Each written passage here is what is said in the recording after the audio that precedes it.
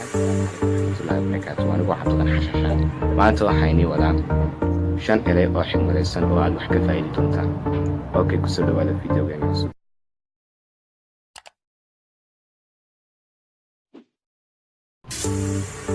Okay, lambarkeena koowaad.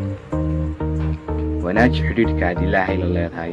Waayo guulxumada ugu horeysa ee noloshu wuxuu ka bilaabmataa inuu qofku ku guuldareysto inuu la xidhiidho Ilaahay. Lambarkeena labaad aan soo qabsano.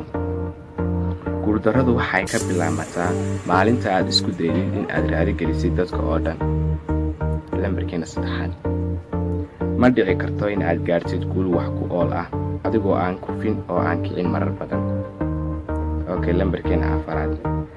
Muhiimaddu ma aha inay dadku ku qancaan waxa aad sheegaysid, kaliya dheh waxa aad filaysid in ay sax yihiin. Lambarkeena shanaad.